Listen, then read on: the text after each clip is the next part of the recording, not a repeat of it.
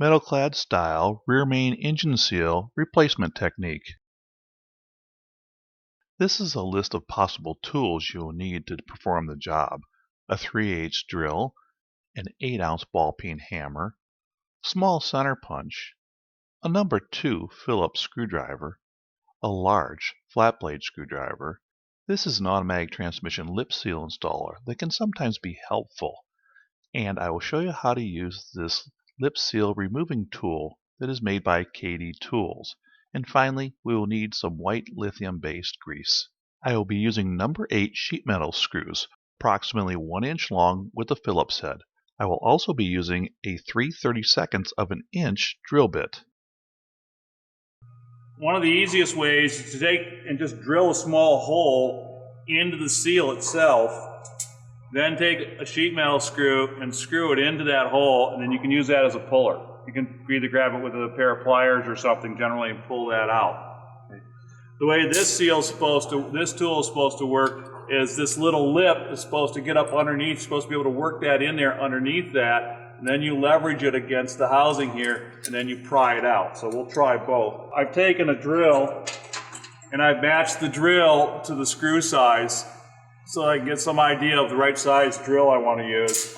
And then I'm going to carefully try to get into the seal without damaging or getting into anything else in here.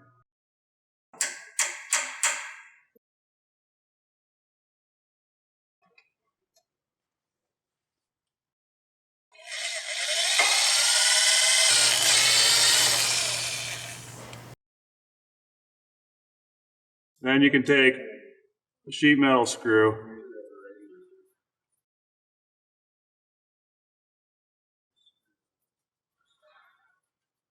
and screw it in like so. You can use a pair of pliers, vice grips, and then sometimes you just get it up underneath the head, the screwdriver up underneath the head, and you can use it to pull it out this way. If you can see right there, it started to pull out as I was pulling it out.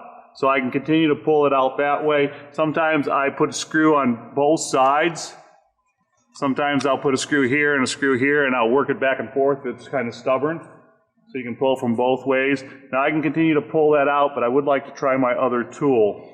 So this is designed where this hook is supposed to be able to come down in here and just get inside the seal. Okay, so you get it hooked up underneath there, like so. And then you adjust this so it pushes against the housing.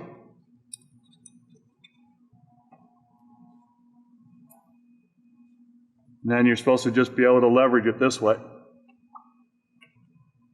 and pull it out. And so the concept goes. And I'll go back to the screw.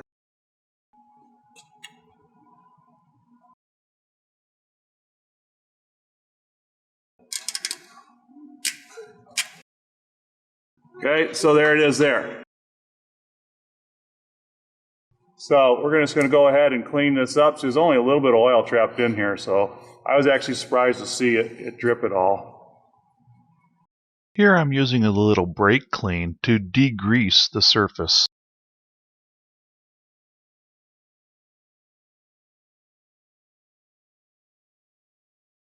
I prefer a white lithium-based grease, and I'm going to put a little bit on the crankshaft so that I don't damage the seal when it goes in. I do not want it on the housing. It's got a seal between the housing and the seal, so I want to keep grease away from that part.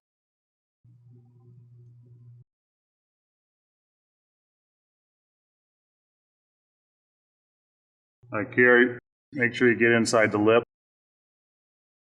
So we're going to have to make sure that we have it on the back side here and in the lip. Make sure to clean the outer part here so it has a nice seal. And you can go ahead and set this up in here. Now, you may have a hard time getting it to go around the lip. You want to try to work it around like this if you can. This is actually a seal installer for automatic transmissions. It's just a feeler gauge, thin feeler gauge type thing. If you want to, you can try to work that in there, and that'll help curl that lip in a little bit. It's just like putting a seal in for a automatic transmission. Once the seal's started, you know your lip's not caught, just a matter of carefully tapping it into place.